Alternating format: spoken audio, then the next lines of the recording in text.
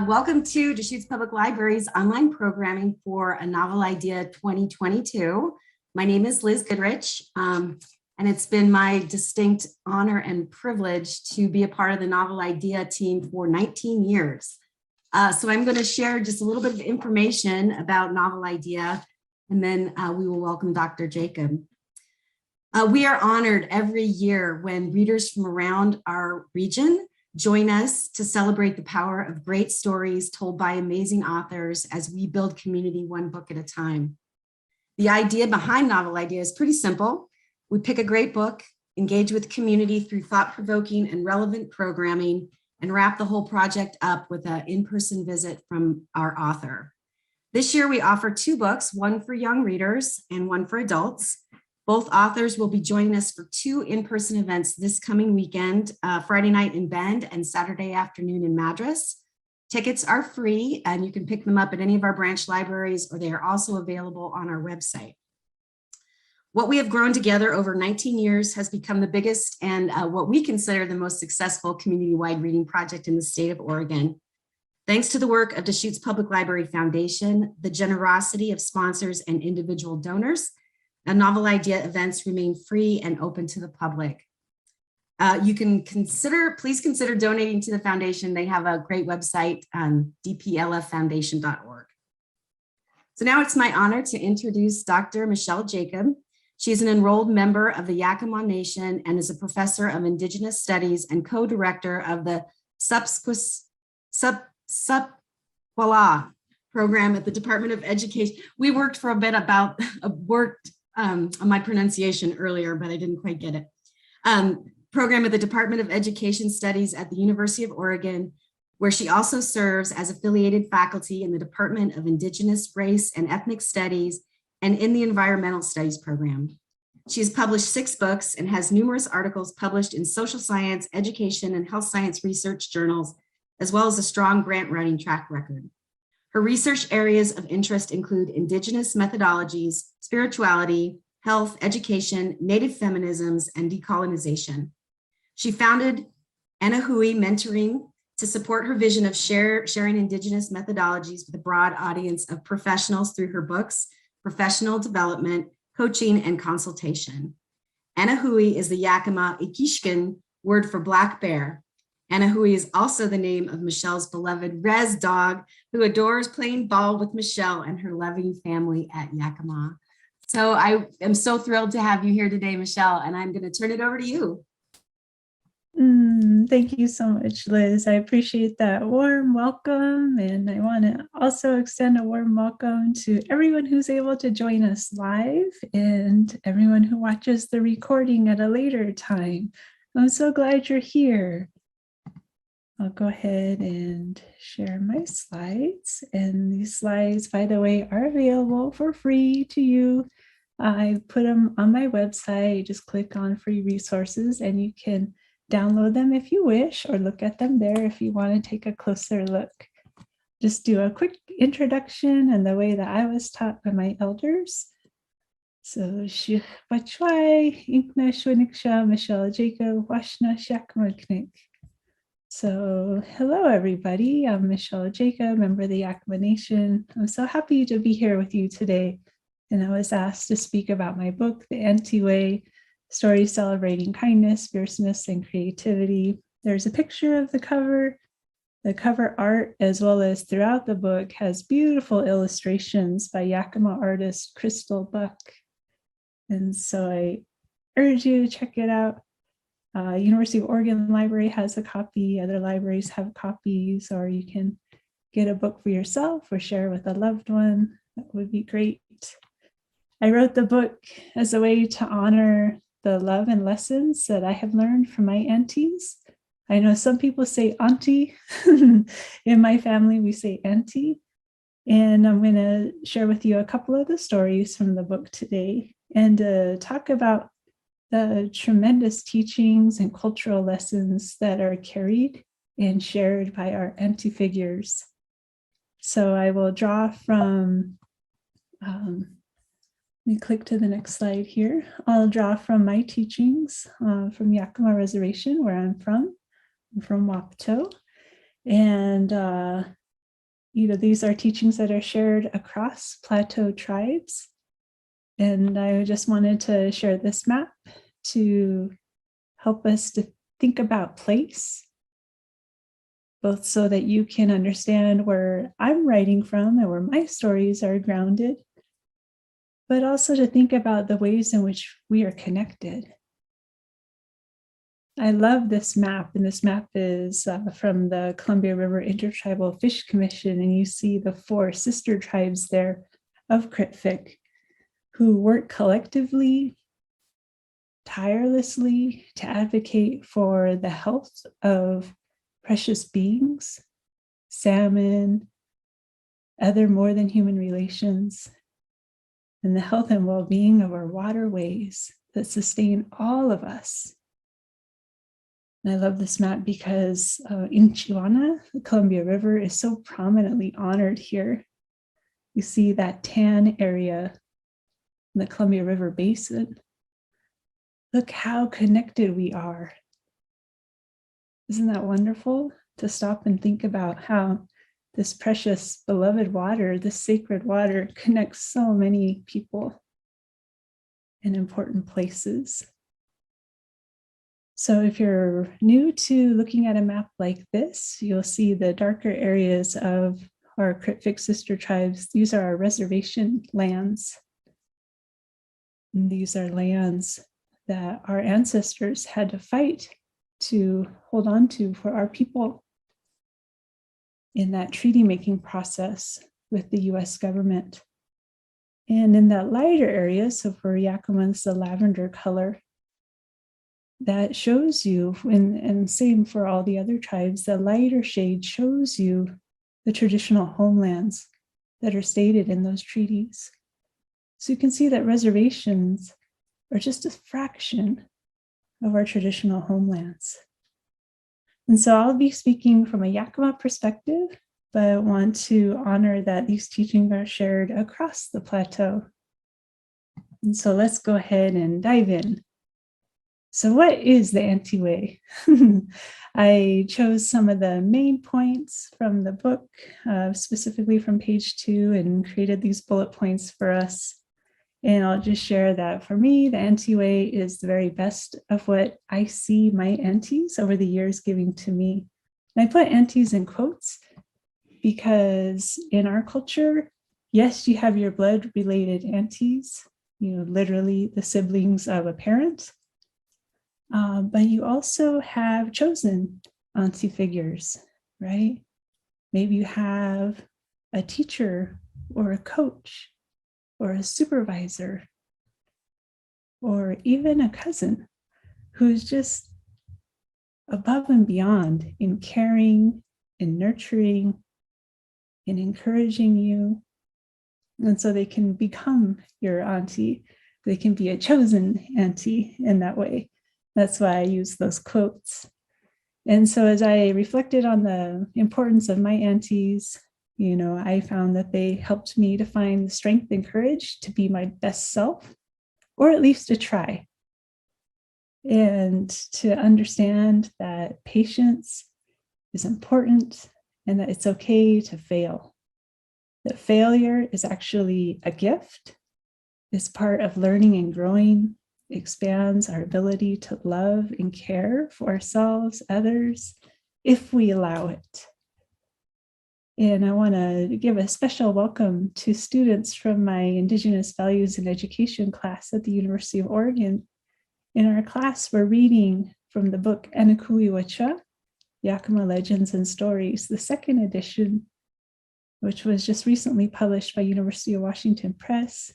And that's a project that was guided by a super auntie for Yakama peoples, as well as for many other peoples, Tuchamshish, Dr. Virginia Beavert. And we'll see a picture of her and more of her wise auntie advice later in my presentation. But I wanted to bring up the class in that book because across so many of our traditional stories, we see examples of failure as a way to learn, right? As a way to grow, as a way to find humility. And so I want to just emphasize that point because I think that's a point that is often lost in Western education and Western institutions. And so here on the right side of my slide, I just have a quote from the book that anteing, as a verb, which I'll talk about a little bit more later in my presentation. Anteing is so important, and it takes so many forms, gestures, glances, and words, but always designed to help us to be our best selves. All right, so a little bit more background before we go into some stories from the book. Just more key components of the Auntie Way that in my culture, aunties are precious and treasured.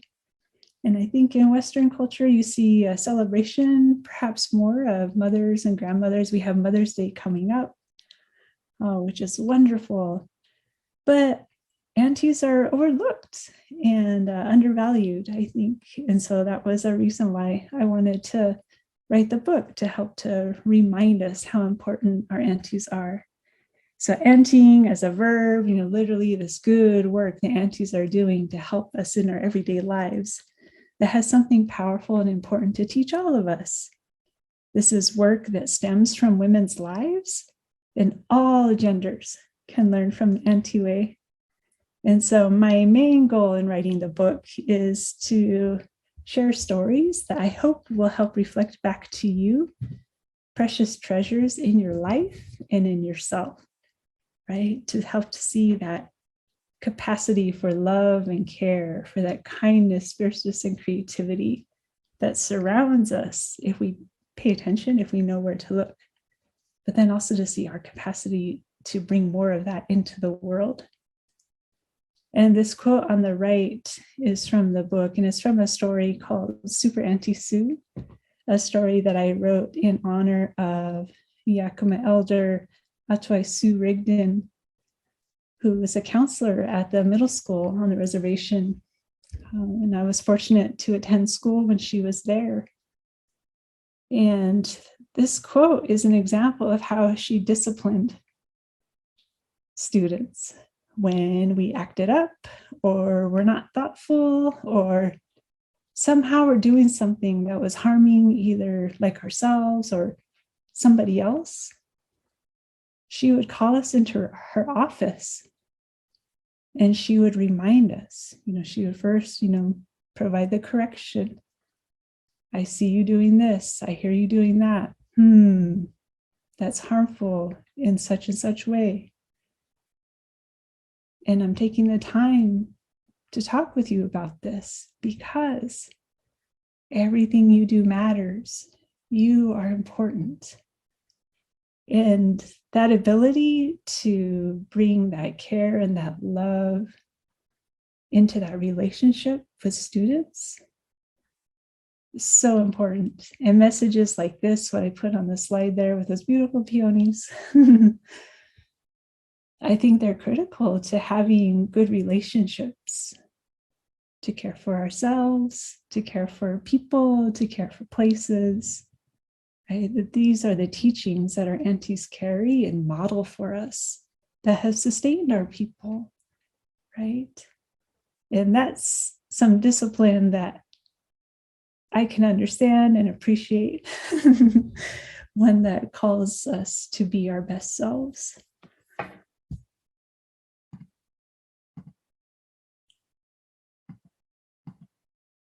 All right, so let's go ahead then and turn to a story. And the story that I'm going to read you is the introductory story to the book, and it's called Anti-Love. And there's some artwork that accompanies the story, again by Yakama artist Crystal Buck. And before I read the story, I want to pause and ask you to go ahead and just take a breath and prepare yourself to be what Dr. Joanne Archibald, a Stolo elder, what she calls being story ready. And Dr. Archibald has a beautiful website. The link is right there. You can look at it at another time. And she discusses her Indigenous storywork framework, where she really walks us through how stories are an important educational tool Indeed, they're the background for Indigenous education, right? That's our original curriculum. And so they're gifts, they're important tools. And so just ask you to go ahead and let go of anything else that might be pulling at your time or attention and be story ready so that we can uphold this beautiful tradition of a storyteller and listener working together so that we can learn together. All right, I'll go ahead and read the story. Auntie Love. I'm excited about a book of stories of auntying and auntie love. Why? Because aunties are awesome. Aunties can do anything. Aunties can make your sides hurt from deep, shaking, almost wetting your pants laughter. Aunties can soothe your sorrows. Aunties can sit quietly and listen, just when you thought the whole world had gone mad and no one would ever listen to your voice again. Aunties can kick your butt into gear when you procrastinate too long, not because they are overly concerned with to-do lists getting done, although that may be a secret joy of theirs. Rather, they see how your procrastinating prevents us from seeing your best self. Aunties have a knack for knowing just when it's the right time for ice cream. She'll get strawberry. What will you have today? Aunties will let you upgrade to a waffle cone. Aunties, through their love and strength and example, keep reminding you your whole life can be an upgrade to a waffle cone if you want. Aunties are awesome.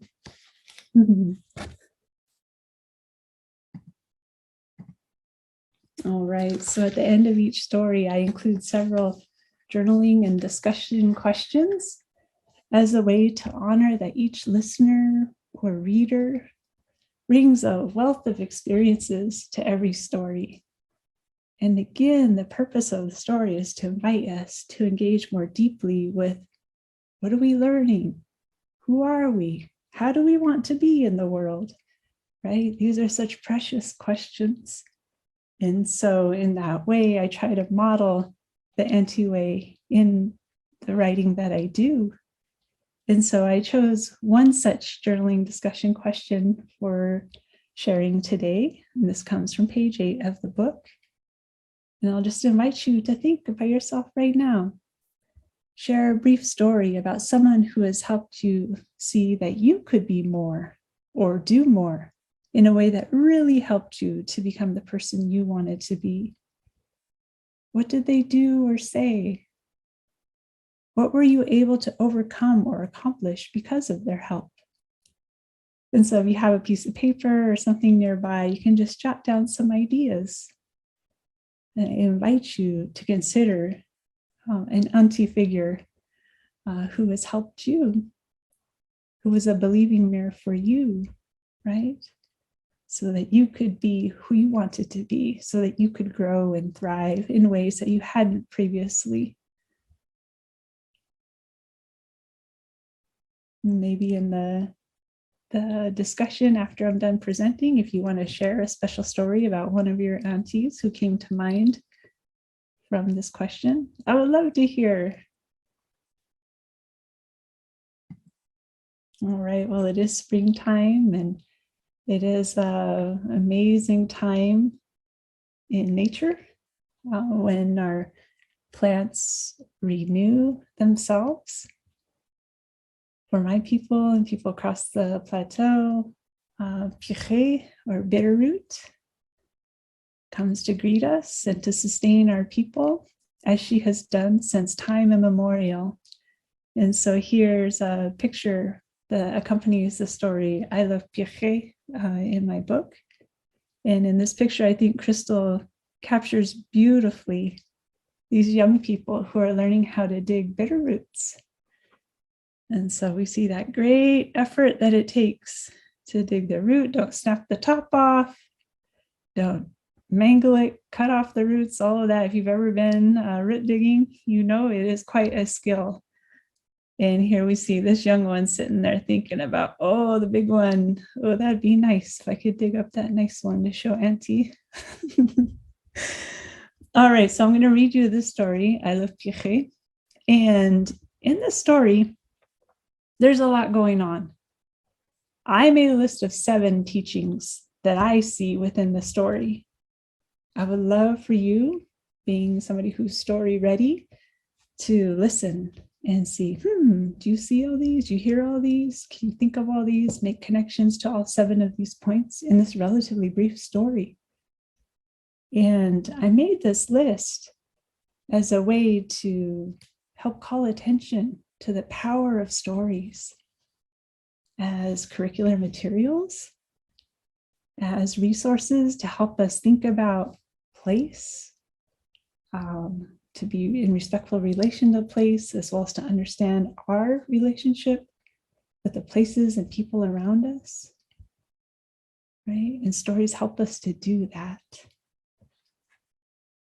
All right, I'll go ahead and read you the story. I love Piche bitterroot. I love Piche. She's bitter and strong and difficult and beautiful. She's grounded, fierce. She makes you kneel or stoop. She thrives where pretty much no one else will. She makes you pay attention. She's holy. She teaches us the power of the collective. Literally. Folks, have you ever tried to dig and peel an entire gunny sack of piche by yourself? Yeah, you're way better off filling a station wagon full of people to come help you. It doesn't really matter who.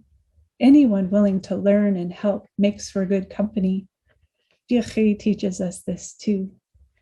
By the time we stop for gas, wind our way up the ridge, and bounce down that rutted, rocky road, we're all so grateful to be there.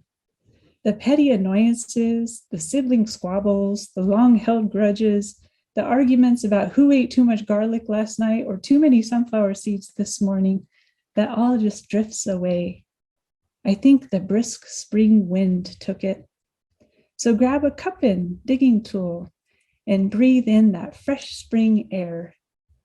Enjoy the sunny morning, that gorgeous contrast of the biscuit-colored earth meeting the blue, blue sky.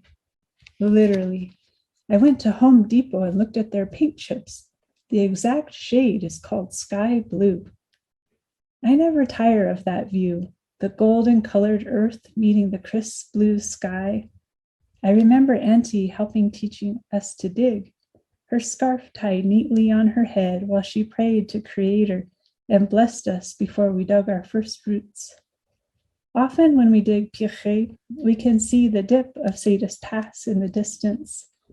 We have fond memories of journeys taken that way and great hopes for future fun to be had. That's the way to Inchiwana, the Big River, Columbia River, and to Portland with its tax-free shopping malls, trailblazer basketball games, and the steakhouse my dad sometimes treats my nephews to. A place with all-you-can-eat meat. Can you imagine? On a piche digging day, there is no time for such things.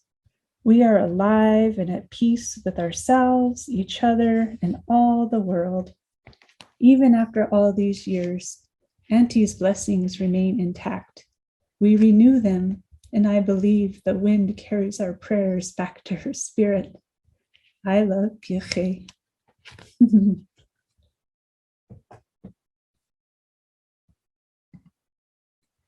And so I just want to go ahead and share one of the journaling and discussion questions that's included with I Love Piche. And I invite you to think about a task or project that could not be accomplished without a collective. What joys and challenges did each member of the collective bring? And how did you grow as a person and in your relationships through that experience?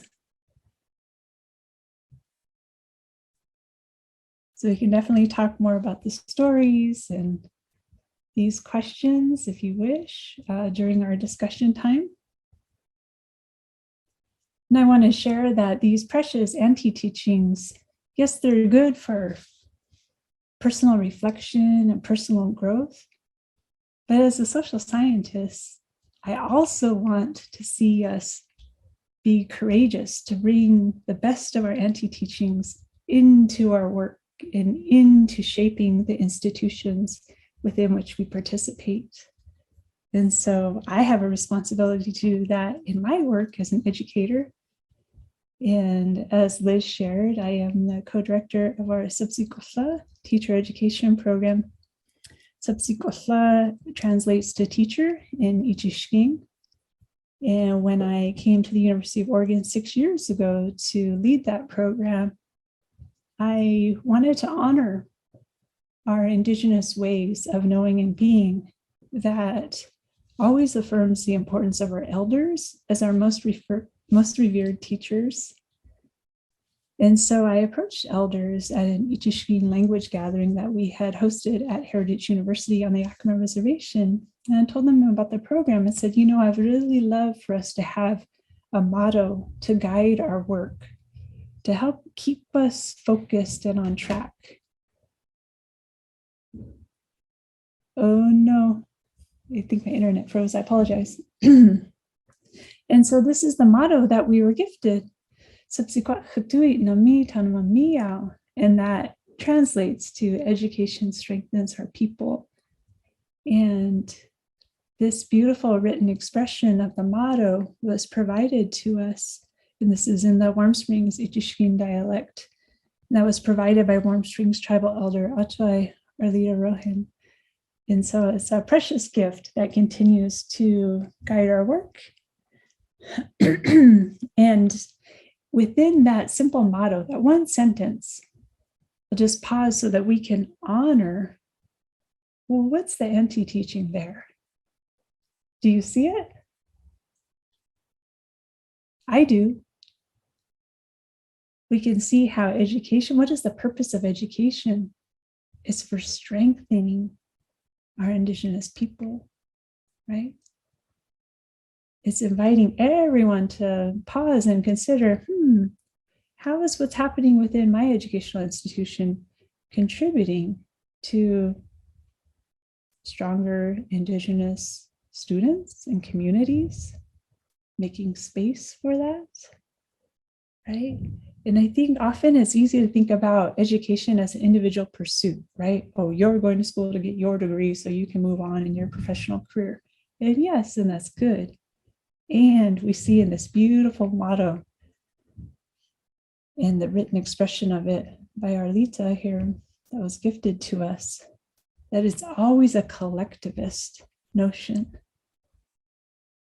It's always a generative vision about strengthening and helping our people, right?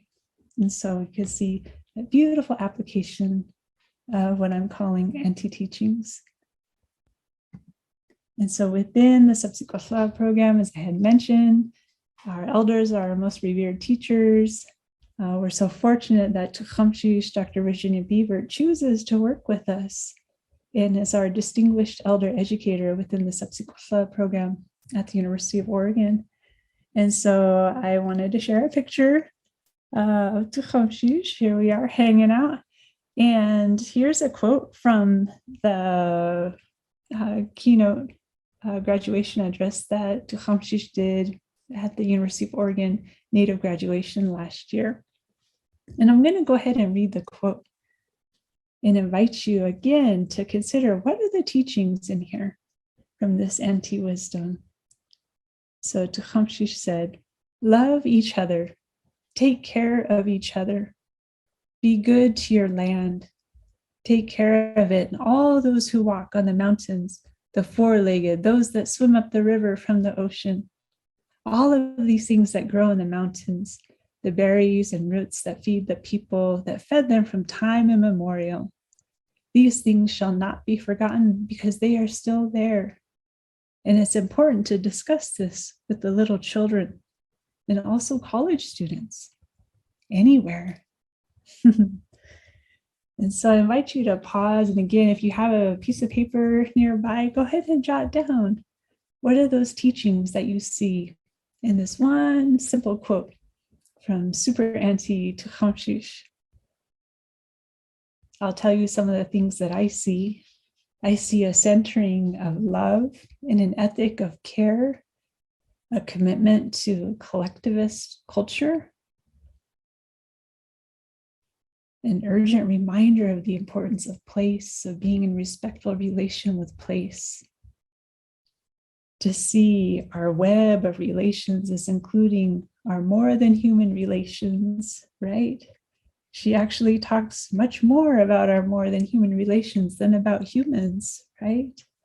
And so we see that beautiful expression of a Yakama and a Plateau teaching that reminds us of the importance of what we call the first people in our teachings and our storytelling traditions. Humans are not first.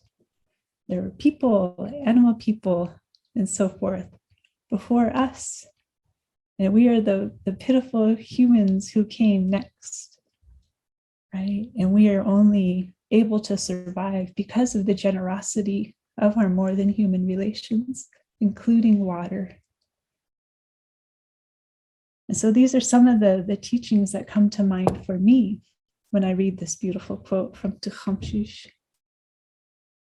So what I've shared today about the importance of story, Indigenous cultural teachings, they're wonderful gifts to all of us. And everything I've shared is publicly available. There's no secret knowledge here. These are things that our people have given. They said, here, we want everyone to learn this and think about this. Because we know that when people understand our teachings and respect them, that they are much more likely to respect us and our homelands. And so we invite you in to participate in that. And it's good to do. We believe that is the right thing to do. But it's also good scholarship. And so I'll go ahead and talk just a little bit about that. In the academic literature, there's a growing interest and attention to Indigenous methodologies. And so I'll just point you to some resources here as I talk about academic work. And you can read more. I strongly suggest the book Decolonizing Methodologies by Maori scholar Linda Tuiwai-Smith. And that's a beautiful example of Indigenous research methodologies within Dr. Smith's book. In my work and what I'm presenting here today, I'm referring to Indigenous methodologies more broadly as Indigenous ways of knowing and being. And again, why does this matter, as I had emphasized, so that we can learn from beautiful teachings of Indigenous cultures. Here's one figure that I wanted to share from Dr. Smith's book, and she calls this an illustration of an Indigenous research agenda. And you can see how the purpose of work is Indigenous self-determination. And this is a figure that could be adapted, I think, to any institution, any effort, any project, especially if it's taking place on Indigenous homeland, to think about, how is this project or this place I work or where I go to school or where I teach, how are we engaging decolonization, transformation, mobilization, and healing? How is what we are doing supporting or advancing Indigenous self-determination? Those are all wonderful questions that this figure can help you to think about. There's so much great work out there available from Indigenous scholars. Here's some of my favorites. And this book I want to call attention to on the right, On Indian Ground. I had the honor of co-editing with Dr. Stephanie Runninghawk Johnson, who's faculty at Washington State University. There are many, many chapter contributors in there, all working across the Northwest, likely very close to wherever you're located. And so that would be a nice way for you to learn about local efforts, local context, and perhaps make some connections. And maybe you can work in support of the amazing work that the authors are doing. That middle book there is by my dear friend and colleague, Dr. Leilani Samsalian. who is a co-director of our Subsequent program. And that book, Indigenous Children's Survivance in Public Schools, would be helpful for anyone who wants to think about Indigenous peoples, Indigenous content in schools, or in education more broadly. And then there's my book, Yakama Rising, where I talk about our cultural teachings and forms of cultural revitalization activism as important efforts that counter the damages of colonialism amongst our people. And so anybody interested in understanding the damages of colonialism and also beautiful revitalization responses to those for the healing of our people, as well as for non-Indigenous allies who want to support our good work, I think that there's something in that book that would be helpful for you. So all these books are examples of critical Indigenous pedagogy, which Garcia and Shirley, dear colleagues at University of Arizona, write about. And there are 4 key points from their writing that I wanted to highlight: the importance of privileging Indigenous ways of knowing, the centering of Indigenous communities' needs, again, paying attention to Indigenous self-determination and decolonization, and then to remember about the importance of working in productive opposition to colonial systems, settler colonial systems that fail and continue to fail Native youth and Native peoples. And so this is all good work to do, right? It is everyone's responsibility to engage in this work. And it's a way to achieve academic excellence or professional excellence. And so I just wanted to share this wonderful quote from dear friend and Yakama scholar, Dr. Anthony Craig, who reminds us that culture, motivation, and transformative learning are a beautiful braid that are inseparable, as he writes.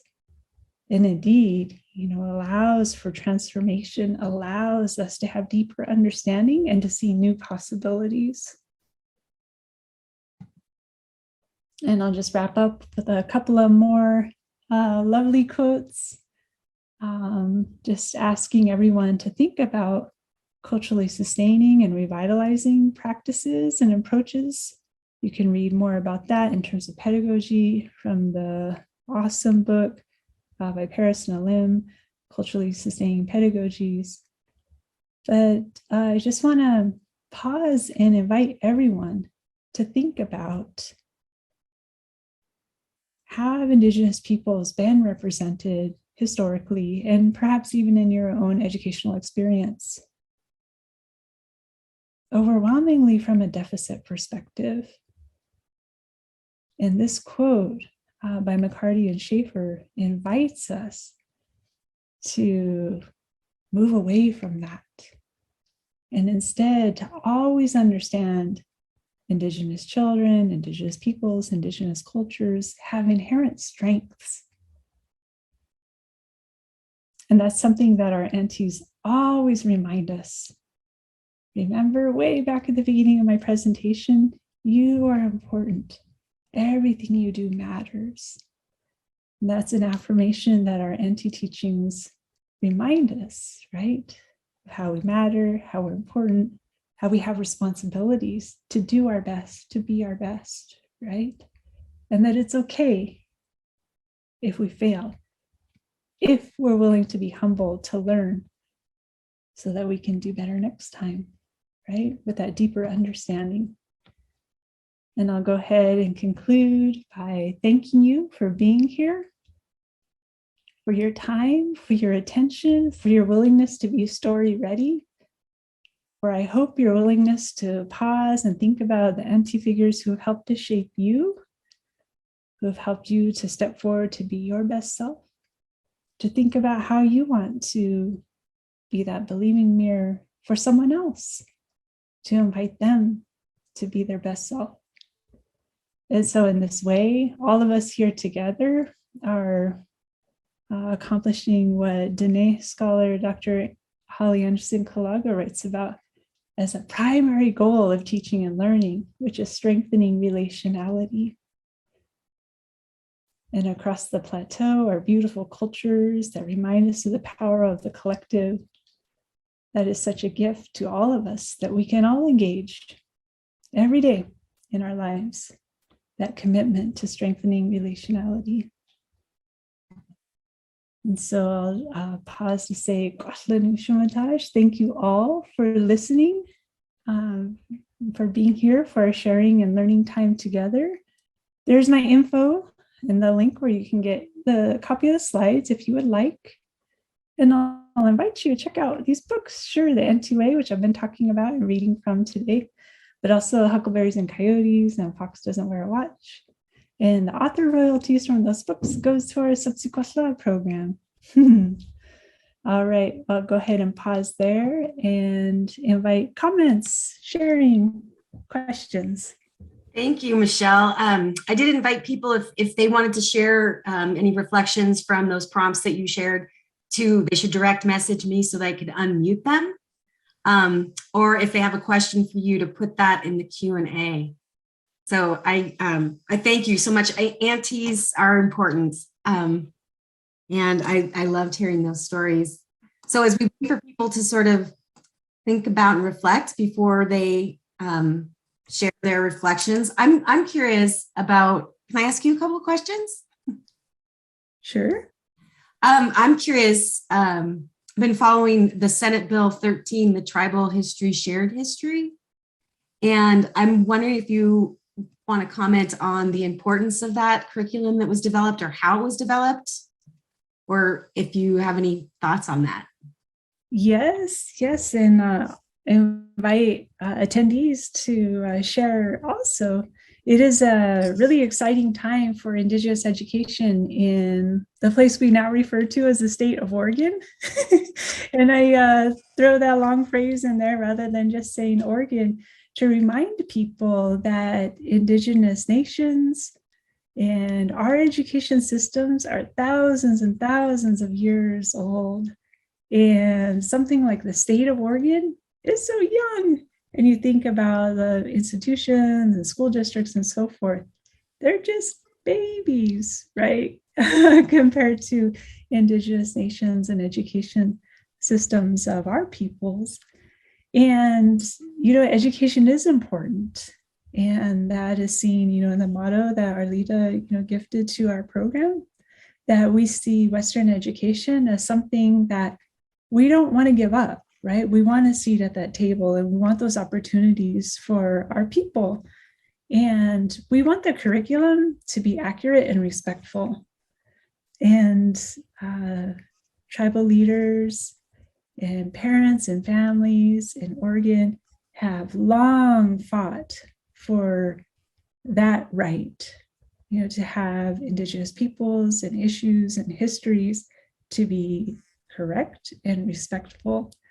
And Senate Bill 13 has brought that into being.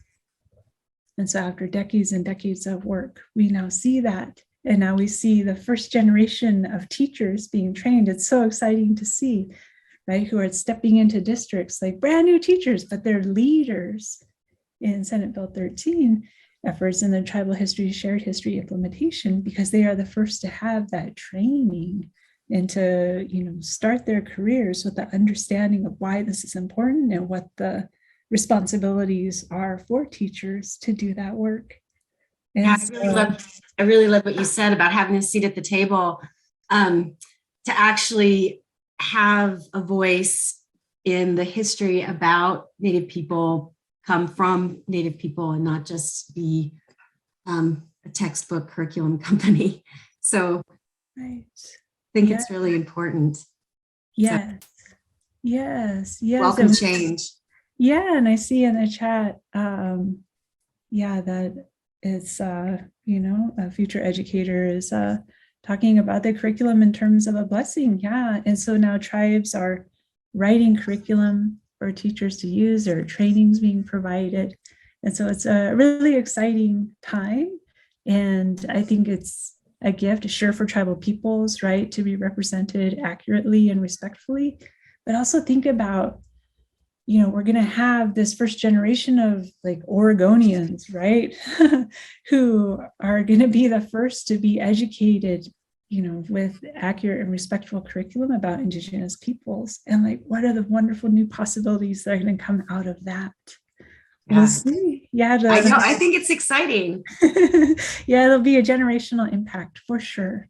Right. The Deschutes Public Library worked with folks up at Warm Springs to create curriculum crates that we will circulate, that we have been circulating through the library, and just to have to walk alongside that was an amazing process, and we hope that teachers will take advantage of those curriculum crates that tribal people helped us curate. Yeah, I'm so glad you mentioned that, Liz, because sometimes in all bureaucracies there can be a status quo, a momentum of doing things a certain way, and so sometimes changes they're not embraced fully, right? And so I'm glad that you mentioned that resource, so parents or community members can invite districts, say, hey, there are these resources, let's go ahead and use them. And I think that's a beautiful way in which this is something that I talked to my students about briefly, to help us to think about the partnerships and possibilities between K-12 systems and public libraries. We want the same thing for so many things, right? But yet we often think of them as like totally separate. And so, I think the more collaboration and partnerships that we can have is just a gift. Right. Okay, so I have a question for you from Lauren. She says, Poets in the Schools has been a wonderful program for schools. Is there any chance of having an Elders Aunties in the School program? Ooh, I hope so. There's a growing movement to have elders in residence at institutions of higher education across the US and Canada. And it makes total sense. Elders as our most revered teachers, why wouldn't you want them in there? Right. Michaela, I see that you have your hand raised. Do you want me to unmute you so you can talk out loud? If I can figure this out. Okay. This is something new. I've never done this, so I'm going to get there. I don't see you on the list. That's not good. Oh, there we go. Okay, here we go. This is my first go at this. Michaela, are you there? Yes, can you hear me? Yes, I did it. Okay, great. Good job. I just wanted to reflect on the second journal prompt that you gave to us about coming together as a collective, because it reminded me of an experience I had when I was a kid. My church would go to a church camp every year, and that camp had a couple of houses there burned down one year. And so my church paired up with a few other churches in the area to rebuild those houses. And it was purely like anyone who had skills just brought their skills to do that thing. And me being like the child of someone who had skills was kind of brought along with it. And at the time, it wasn't always fun, and I didn't always want to do it, and it wasn't a choice. So I think that took some of the fun out of it, because it was like this whole weekend we're going and doing this thing. But looking back, it ended up being a lot of fun. I had cousins there that we got to hang out at the end of the day after doing work, and I got to witness a lot of like skills that I think otherwise I never would have seen before. Like I got to learn how to staple nails onto a roof and help hold up a siding of a building, and all these different things that, even though I wasn't super happy about it at the time, looking back, I'm like, that was my only real engagement with those things that I've had in my whole entire life. And I don't know if I'll ever get the opportunity to watch a house be built again. And so kind of think just being able to recognize those kind of collective experiences is nice. And I was really grateful to be able to look back on that experience and see what I really did get out of it. Oh, that's wonderful sharing. Thank you, Michaela. And I hope you're able to text or call or send an email or a letter or something to maybe somebody who was involved with that, who, quote, made you go to that, and just tell them, you know what?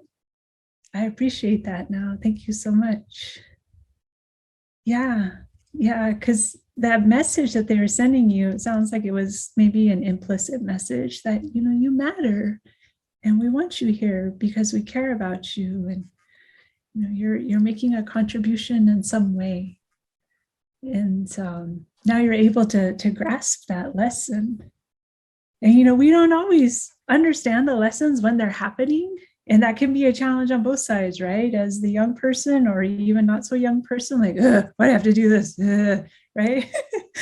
But it can be a challenge on the other end, right? Where you're trying to help somebody or like pull them along to see their potential, right? That can be kind of a thankless undertaking.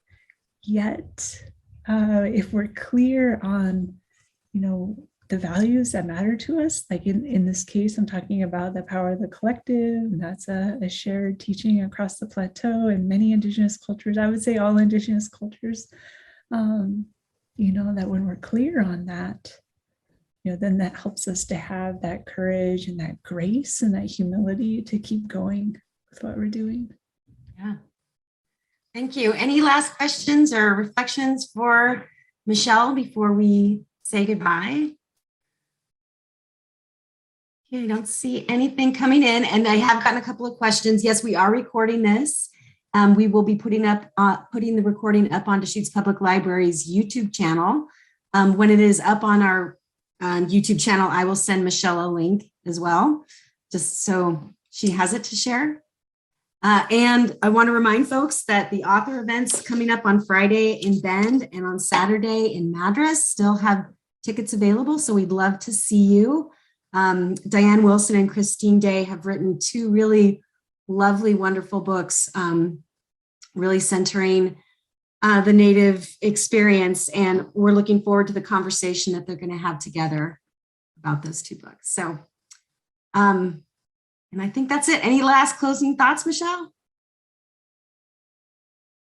I just put in the chat real quick, if folks do want a copy of the slides, that's where they can get them. And I just want to thank you, Liz, for making space for me to come and to share about the importance of Indigenous cultures and Yakama Aunties, and to help share a couple stories from my book and some other wonderful contributions from Indigenous authors that I was able to share today.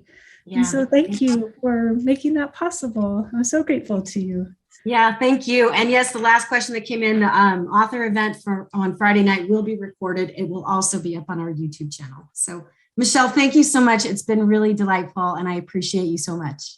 All right. Thanks everybody for attending. Have a good afternoon. Have a good one.